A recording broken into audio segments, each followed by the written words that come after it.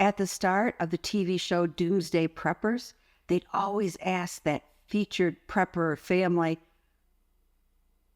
what were you prepping for? And the prepper would answer, it'd be some huge mega event, like a polar shift or a super volcano, societal collapse, nuclear war, some big, big mega event.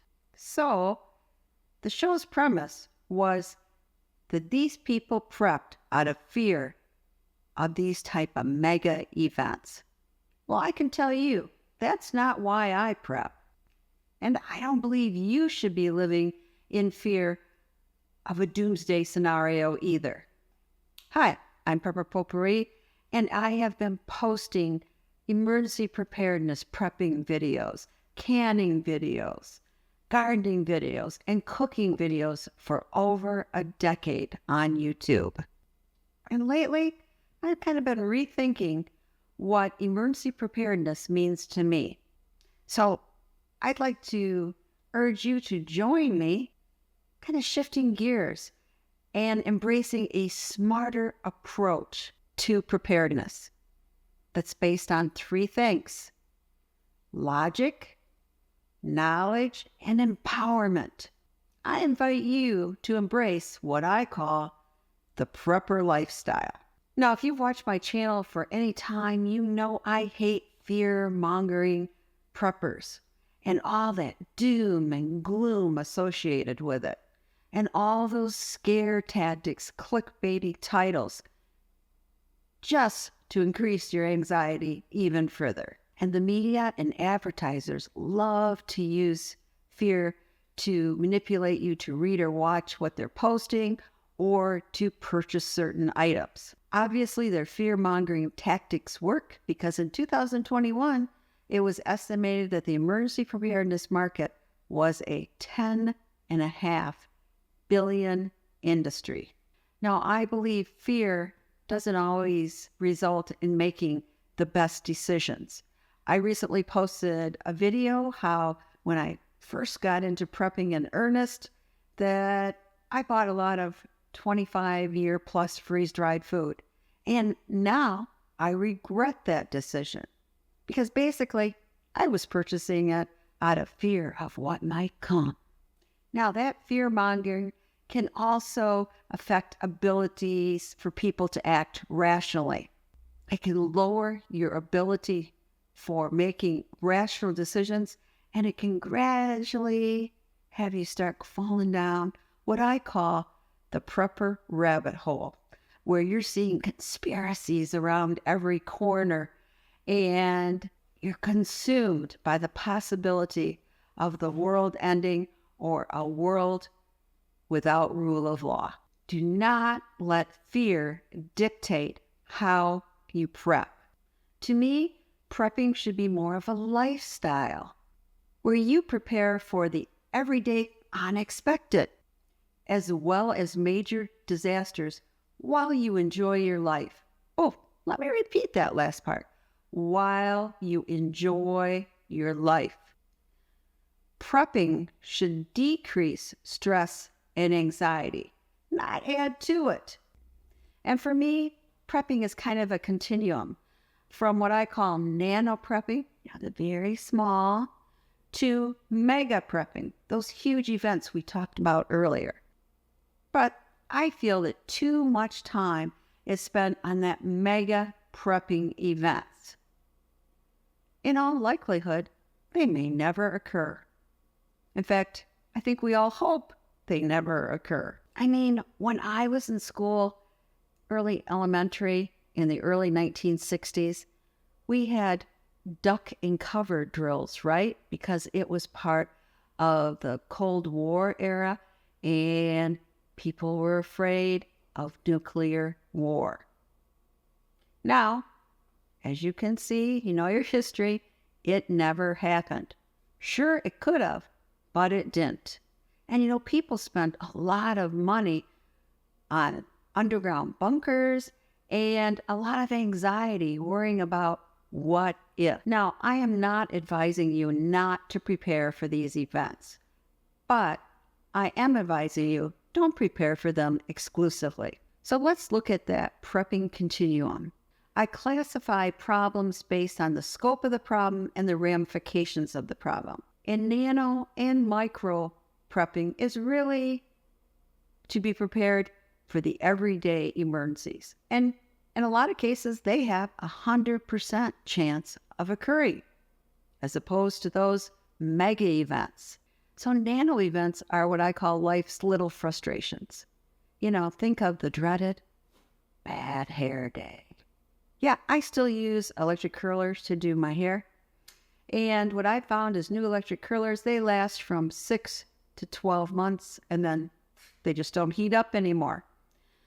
So, and you know what? When that happens is usually before a wedding or meeting an important client. So I have learned I keep a brand new box of electric curlers in the bathroom just in case. So I'm ready when that roller's burned out. I put in the new ones and I order a replacement. Because trust me, Murphy's Law just rules in our household. And when the kids were younger, I made sure I had posters and all kinds of craft supplies because it would never fail. One of them would come home and go, we're eating supper. It's kind of late, right? And they go, oh, Mom, yeah, I have a project due in school tomorrow and I need poster board and I have to make blah, blah, blah, blah. You get the idea. So instead of getting in the car and running out to the store, I have the supplies. I have solved that nano emergency. So you get the idea. Now, many of these nano preps will not fit in your traditional prepping categories, but boy, can they help make your life less stressful. Now, what about a micro problem? Well, they have a little bit more ramifications than the nano. Let's say you got a job interview and it's a fantastic job. You're all excited, you're dressed to the T. You get in your car and start driving and going, looks like I'm very low on fuel. Gonna try it right into the gas station, pull up to the pump, get ready to take out my wallet, and oops, I left my wallet at home. But if I go home, I'll be late for the interview. That is a micro problem. Now, I solved that for myself, so sometimes I would get to the grocery store or for gas and realize I had left my wallet at home. I made this handy dandy here for on my keychain, open it up and in the air, pull it out. Let me show you how I usually do it. Yep. I have two $20 bills in here. So I always have $40 with me if I have my keys, which would mean I'm driving my car, right? So I just made this out of a lanyard that I got free at a conference. So that helped me solve this problem. Plus, I always keep cash in my EDC and my get home bag, just in case. Now, your macro problems are usually a little longer in duration and ramifications. Think of unemployment, the death of a loved one, hurricane, earthquake, wildfire, that type of thing. Now, where I live, the most likely weather event is a combination snowstorm with ice on top. And before we've had that happen here, and we have been housebound for over 3 days, and the weather at night got down to below zero. And living rural, we live on a well. So when our power goes out, which it did, then we can't flush our toilets. But we got through it just fine thanks to my propane Mr. Heater, some very heavy-duty sleeping bags, and going down to the creek and getting out a bucket of water and throw it in the toilet and flushing it. But on further analysis, we saved up money and now we have a whole house generator, and we also have a manual pump system in the basement. So if something happens and we have no power whatsoever, we can still get water.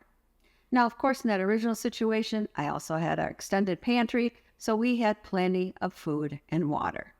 But that's an example of more of a macro problem. And that's an example, part of what I call the prepping lifestyle, is to analyze when a problem happens. Why did it happen? And what can you do to prevent it in the future? Is it some process you have to institute? Do you have to buy something? But that way you're prepared if it ever happens again. And that is part of that prepping lifestyle to decrease your anxiety. Now, we've already discussed those events, right? They're kind of like the end of the world or the apocalyptic events. We got EMPs and nuclear war, societal collapse, polar shift, super volcano. You get the idea. No, I don't worry about them much. I spend most of my time and money preparing for the nano, micro, and macro events. For one of those mega events, in all likelihood, I might not even survive it. Or, depending on what the event is, maybe I would wish I didn't survive it. So, I'm not going to worry about it. I do love watching disaster movies and reading apocalyptic novels. But I do not live my life out of fear that a mega event is going to happen.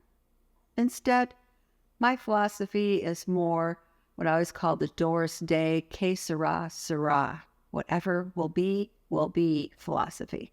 And now it is the theme song also in the new TV show From.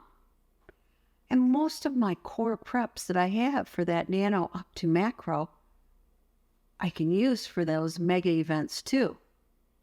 Such as emergency food and water, first aid supplies, security items, things like that. So I already have these items by preparing for the macro events. Again, the key to the prepping lifestyle is to have a prepping mindset. This mindset will help you foresee problems and avoid or mitigate them in the future. You're just brainstorming what might happen and how can you prevent it or lessen the impact. But that doesn't just have to be for macro events. That can be for your nano and micro events too.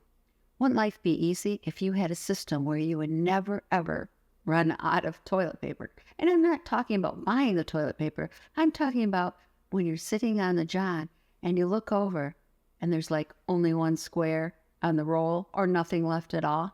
And you have to scream to a family member, please bring me some toilet paper. Wouldn't it be great to have a system so that doesn't happen? I have such a system. And what about you get ready to make a recipe and you don't have a necessary spice? What do? Well, you probably send your spouse or your kids to the store at the last minute to purchase it. But wouldn't it be great if you had a system so you didn't have to worry about that? Or if you're like me sometimes in the winter, you don't put on your coat or your boots even though there's snow outside because you're just running to the store. And then your car breaks down and it's winter and it's cold. So I keep a spare winter coat and boots in my car just in case. Or, this has happened more than once to me, teenager, usually a teenage son, borrows your car, brings it home. Next morning you get ready to go to work and it is on empty. So I always keep a spare canister of gasoline just in case. You get the idea. Start prepping for those small events to make your life easier. This is the prepping lifestyle. It allows you to enjoy your life more and not live in such dread and anxiety. It's time to escape the grips of fear and apocalyptic prepping and equip yourself with practical skills that will enhance your everyday life. So join me and become a lifestyle prepper. For more about nano prepping, watch this video.